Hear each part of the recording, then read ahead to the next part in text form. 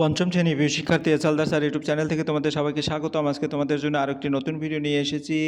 পরিবেশ ও বিজ্ঞান মডেল প্রশ্ন, রায় ও মার্টিন প্রশ্ন বিচিত্রা সেরা প্রস্তুতি হিসাবে আজকে প্রশ্ন সেট হচ্ছে 14। অর্থাৎ আমি ইতিপূর্বে আরও 13টি সিট আমার ইউটিউব চ্যানেলে দিয়ে দিয়েছি। তোমরা আমার ইউটিউব চ্যানেলে গিয়ে বাকি 13টি সিট দেখে আসতে পারবে।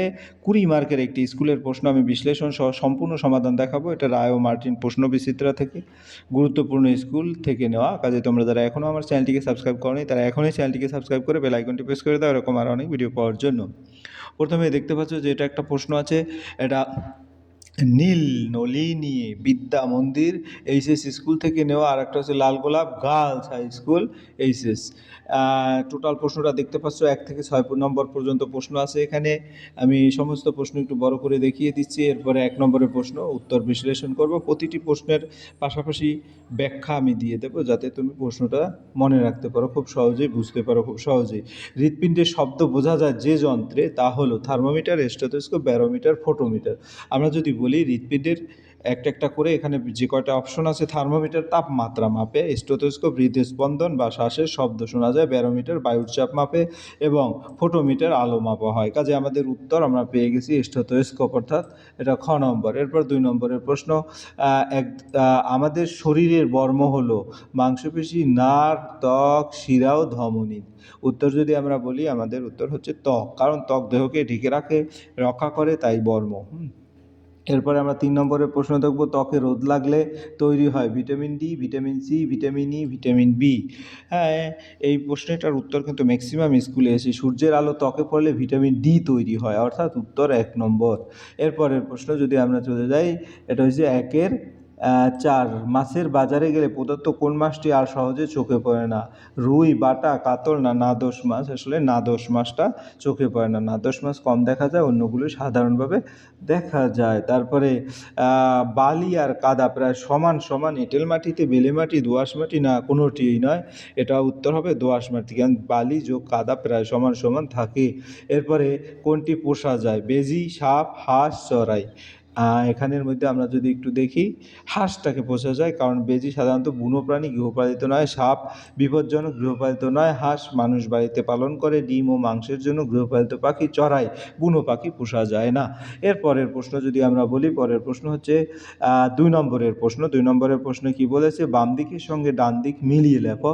তাহলে কোমর থেকে হাঁটু পর্যন্ত কুচবিহার, অতিবেগুনি রশ্মি মাটিতে আলো হাওয়া পেতে দেয় না।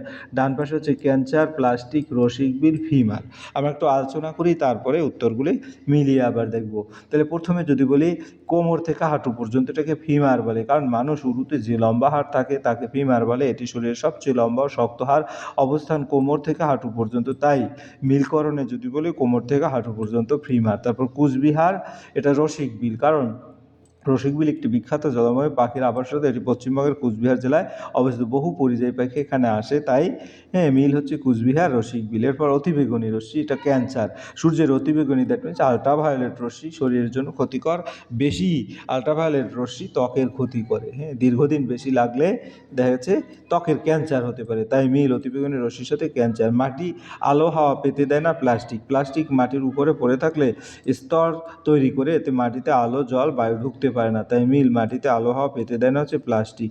তাই কোমর থেকে হাঁটু পর্যন্ত ফিমার, তারপর কুচবিহার, রসিক বিল, অতিবেগুনি রশ্মি, ক্যান্সার, এবং মাটিতে আলো হাওয়া পেতে দেয় না প্লাস্টিক। ঠিক আছে, তাহলে আমরা উত্তরগুলি আবার যদি একটু দেখে আসি, তাহলে একটু মিলিয়ে তোমাদের দেখিয়ে দিচ্ছি যে কোনটার সাথে কোনটা হবে।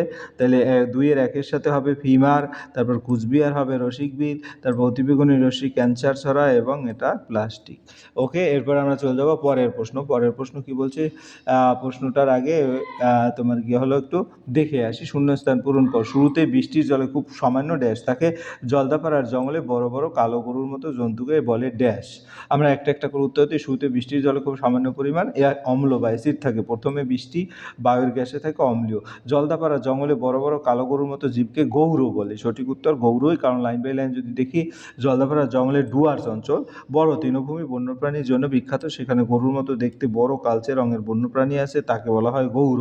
এটি বুনো গরু বা বাইসন জাতীয় প্রাণী, আকারে খুব বড় এবং শক্তিশালী। এরপরের প্রশ্ন হচ্ছে কি, তোমার ঠিক উত্তরের পাশে টিক চিহ্ন এবং ভুল উত্তরের পাশে ক্রোশ চিহ্ন দাও। 4 দার্জিলিংয়ের পাহাড়ে চা চাষের জন্য বিখ্যাত। ওআরএস বানাতে নুন ও চিনি জল প্রয়োজন? আমরা উত্তরগুলো দেখি। দার্জিলিং পাহাড়ে চাটি বেশি, ওআরএস বানাতে নুন চিনি এবং জল প্রয়োজন। ঠিক, ওআরএস জল যোগ লবণ যোগ চিনি। এরপরে ডট চিকিৎসা কলেরা রোগের জন্য ঝোরা বলতে পাহাড়ি নদীকে বলে।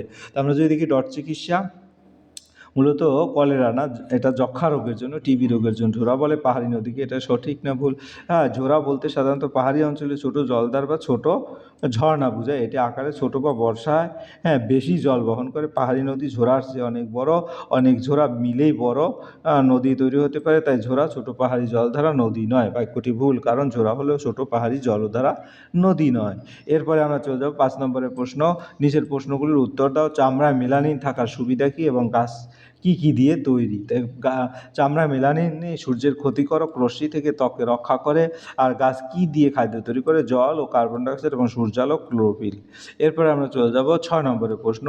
দুধে লেবুর রস দিলে কী দেখতে পাবে? দুধে যদি লেবুর রস দেওয়া হয় তাহলে দুধ ফেটে যায় এবং জমে যায়, এতে দুধ থেকে কঠিন অংশ এবং তরল অংশ আলাদা হয়ে পড়ে। লেবুর রসে অ্যাসিটিক অ্যাসিড বা টক পদার্থ থাকে। অ্যাসিড দুধের প্রোটিনের সঙ্গে বিক্রিয়া করে, ফলে দুধ জমে গিয়ে দানা দানা হয়ে যায়। একে দুধ ফাটা বলে। কঠিন অংশকে ছানা বলে। আলাদা হয়ে যাওয়ার পাতলা জলীয় অংশ হুই বা ছানার জল বলে। তাই দেখা যায় দুধ ফেটে ছানা ও জল আলাদা হয়ে গেছে। এরপরের প্রশ্ন। গ্রামে মাটি জলে বোঝাপড়ার একটি চিত্র। তো গ্রাম, পুকুর, মাঠ, মাটির স্তর, জলধারা। এখানে যদি বলি কি কি লেভেল থাকবে, খাতায় আঁকার সময় পাশে লিখবে বৃষ্টি, পুকুর, মাঠ বা গ্রাম, মাটির স্তর, ভূগর্ভস্থ জল, নলকূপ। আমরা চিত্রটা একটু ব্যবহার চিত্রটা যদি একটু দেখি, যে মাটির স্তর, নলকূপ, এঁটেল মাটি, ভূগর্ভস্থ জল, গ্রাম, তারপরে নলকূপ, ঠিক আছে, এটা বৃষ্টি, ঠিক আছে। এরকম করে তোমরা ছবিটা আঁকতে পারলে পূর্ণাঙ্গ নম্বর পাবে। তোমরা নিজেরাও ছবিটা দেখে ভালো করে প্র্যাকটিস করবে। যাই হোক, এই ছিল তোমাদের সামগ্রিক প্রশ্ন বিশ্লেষণ। আশা করি ভিডিওটি মনোযোগ সহকারে দেখলে তোমরা খুব সহজেই প্রশ্নের উত্তরগুলি বুঝতে পারবে। পরিশেষে বলবো, ভিডিওটি দেখার জন্য অসংখ্য ধন্যবাদ। ভিডিওটি ভালো লাগলে লাইক, কমেন্ট, শেয়ার করতে ভুলবে না। আজ এই পর্যন্তই। ধন্যবাদ সবাইকে।